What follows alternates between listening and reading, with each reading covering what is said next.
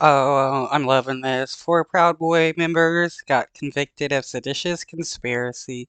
They're going to be in jail for a long time, and if they ever get out, they're not going to have a good time in life because nobody's going to want them.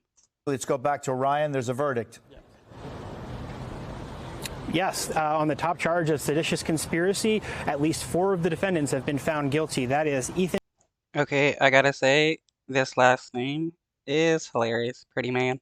Nordine, Joseph Biggs, Zachary Reel, and Enrique Tarrio, which is actually kind of the one I was frankly wondering if they were going to be able to get him on. Dominic Pizzola, I think we're Wow. Yeah, some of the big time Proud Boy members. still waiting on that to find out whether or not what the jury found there. But those first four defendants, and that's just how they are listed numerically in the indictment here, they were found guilty of seditious conspiracy. So chalk this up. This is a big win for the Justice Department. Despite some of our trepidations, I think, that were happening just before this. The United States should honestly take a harder look at the Proud Boy members and all the other militia people and their groups that went to January 6th and see what all these people are up to.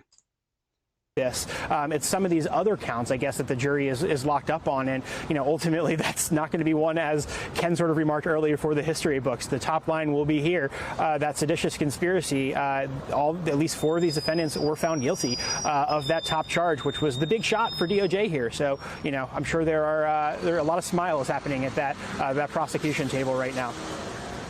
Yeah, and Danny, I mean, the fact that Enrique Tarrio is one of the four found guilty on that seditious conspiracy charge, it's surprising to many, but what's your reaction to this, Danny?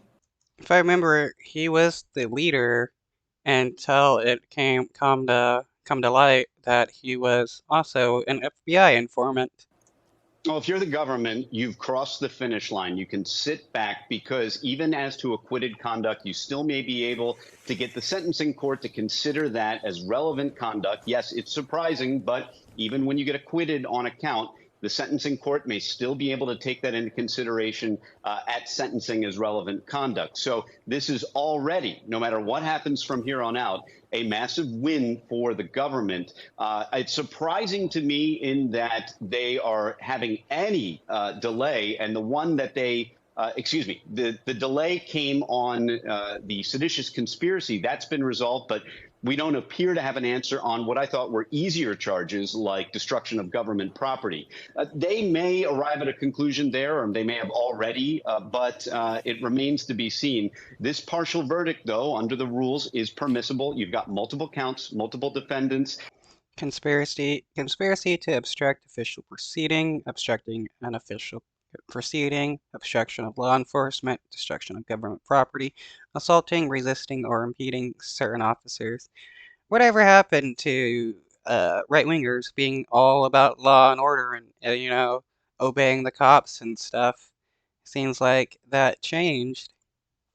It's allowed under the rules. The defense will object. That objection will not win the day here at district court. It probably won't win up on appeal at the circuit court. So this, I mean, all in all, is a huge win. If you had told me 5 minutes ago what the verdicts would have been, I would have bet that they would have been the lower counts, the destruction of government property, anything to do with impeding an officer, not seditious conspiracy. That, to me, was the trickiest one. I expected the most difficulty with that lead count.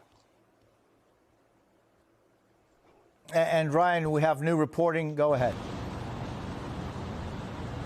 That's right. So on that secondary count of obstruction of an official proceeding, we also had a number of guilty pleas in that one. I think, honestly, what was interesting here that the jury hasn't apparently yet reached a verdict on is Dominic Pizzola, and he's the individual who had that shield and was breaking the window of the Capitol. So the person you would think who had the most exposure on it. And this is why predicting juries, it can get to be a dangerous game because you just don't know what exactly those disagreements were. But now that we sort of know that's what they were locked up on the Pozzola count, I can sort of explain what I think they were thinking. And Dominic Pozzola wasn't as involved in a lot of these chats as a number of the other defendants were in this case. So while he used that shield and was part of this that day, and then communicated with some of the Proud Boys, he was not as deeply involved in the Proud Boys, and in fact only joined the Proud Boys shortly before they actually ended up storming the Capitol. This was sort of.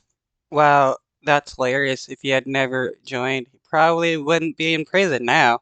Ha, that's what he gets. Of a last-minute decision for him to even come down. I think his father-in-law tried to convince him out of it. He has a family at home. He was a floor installer and had a business going that was sort of then shut down during COVID. His family really didn't want him to go down. Ultimately, he did make the decision to go down and was, in fact, one of the first people to break through that barrier. But it really can just show you how, when thinking about how juries are looking through this, sometimes, reading the tea leaves can be very, very difficult. But now that we know that the Pozzola count is the one that apparently there's a little bit of disagreement on, there is some logic to that you can follow from the jury here. But they had no trouble with these broader counts reaching on that charge of seditious conspiracy against Enrique Tarrio, which, for my money, I thought was the one that they were going to be having a little bit of trouble with here. And, I guess I was wrong on that one.